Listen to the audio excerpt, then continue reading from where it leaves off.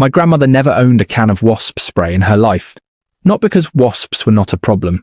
We had paper wasps under the porch eaves every summer, yellow jackets in the ground near the garden gate, hornets in the old oak by the barn.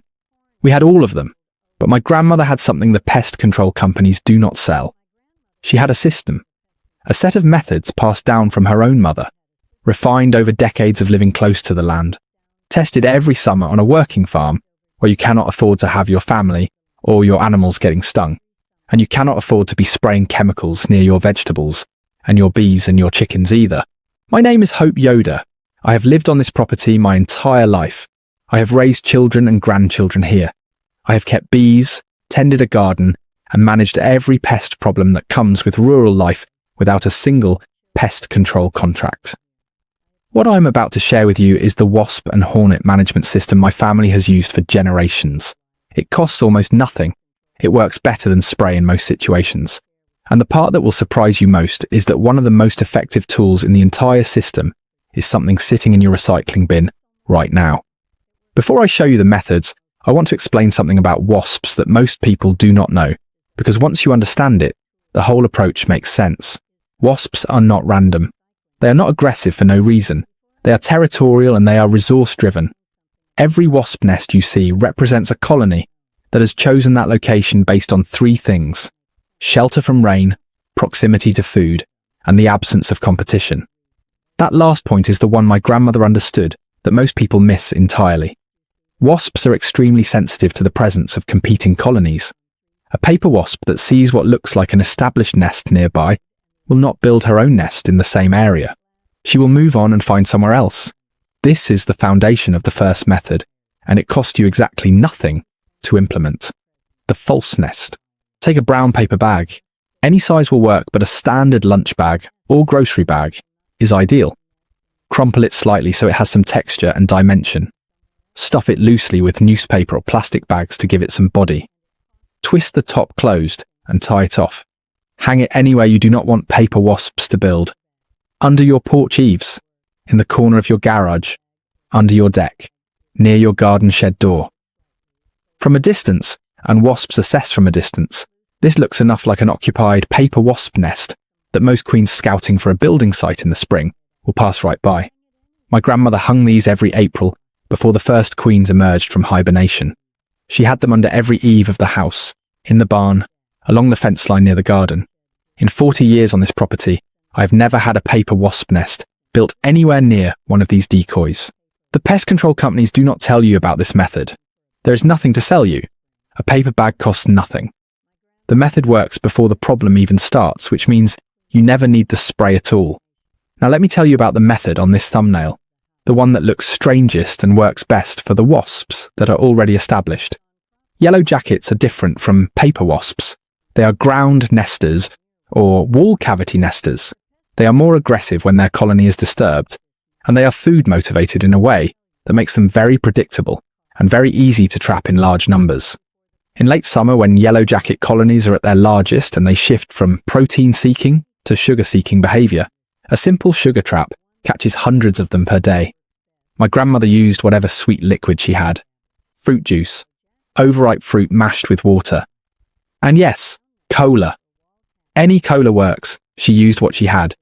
Here is how to make it. Take any plastic bottle or can with a small opening. A 2-litre bottle works well. Cut or punch several small holes near the top, large enough for a wasp to enter, but not so large they can easily find their way back out. Pour in about 2 inches of sweet liquid. Cola, fruit juice, sugar water with a small drop of dish soap. Any of these work. The dish soap breaks the surface tension so the wasps that land on the liquid cannot walk back out. Hang this trap 15 to 20 feet away from where you are sitting, working, or eating. You are drawing them toward the trap and away from you. Place it near where you see the most yellow jacket activity. Check it every 2 days and refresh the liquid. In high season, a single trap will collect hundreds of wasps per week. This method does not eliminate a colony. I want to be honest with you about that. If you have an established ground nest with tens of thousands of workers, a trap reduces the foraging pressure dramatically, but the colony continues underground. For the established colonies, I will tell you what we do in a moment. But for managing yellow jackets in your outdoor spaces, keeping them away from your table, your children, your animals. This trap is more effective than any spray, because spray only kills what you hit. The trap works continuously day and night for as long as you keep it baited.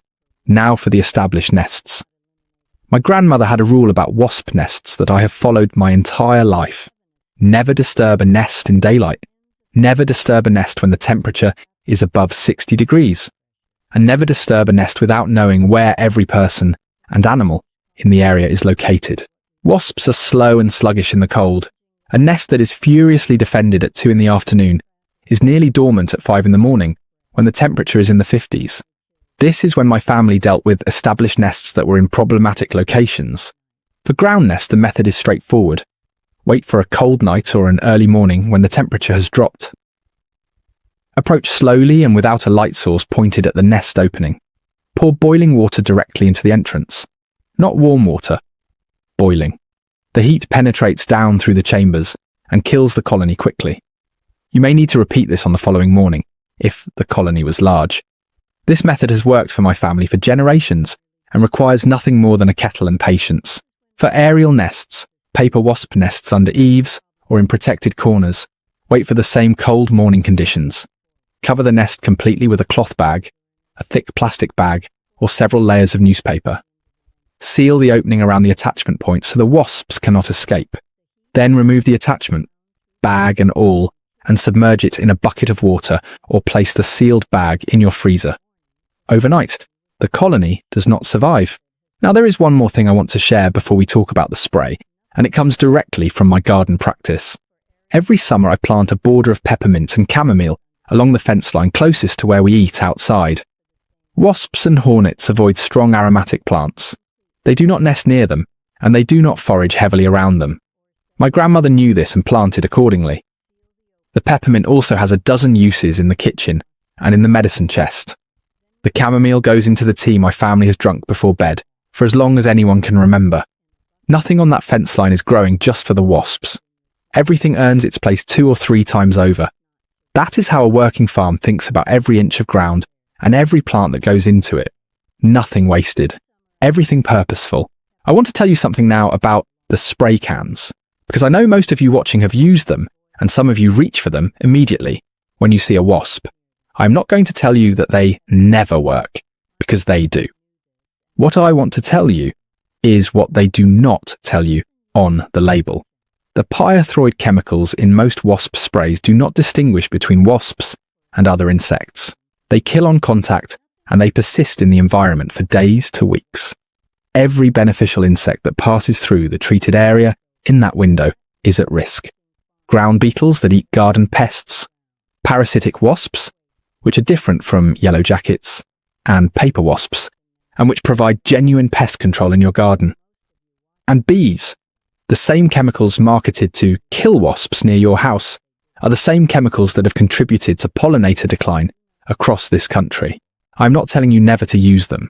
I'm telling you that the methods I have just shown you work as well or better in most situations, cost almost nothing, and do not leave anything behind in your garden or your lawn that you would not want there.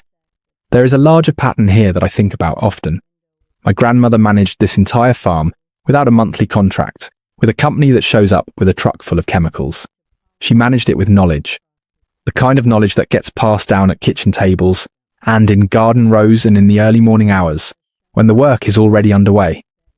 That knowledge is disappearing, and most of us have never been given the chance to learn what our grandmothers knew because nobody told us it was worth knowing.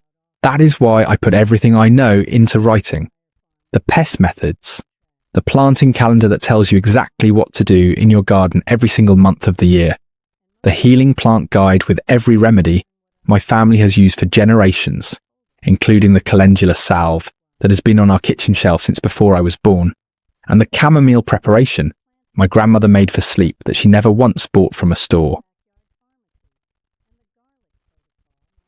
And the backyard pharmacy with the household preparations that cost pennies and replace products that cost hundreds of dollars a year, and the garlic protocol my family has used for generations that the pharmacy aisle has been selling back to people at 20 times the cost for decades.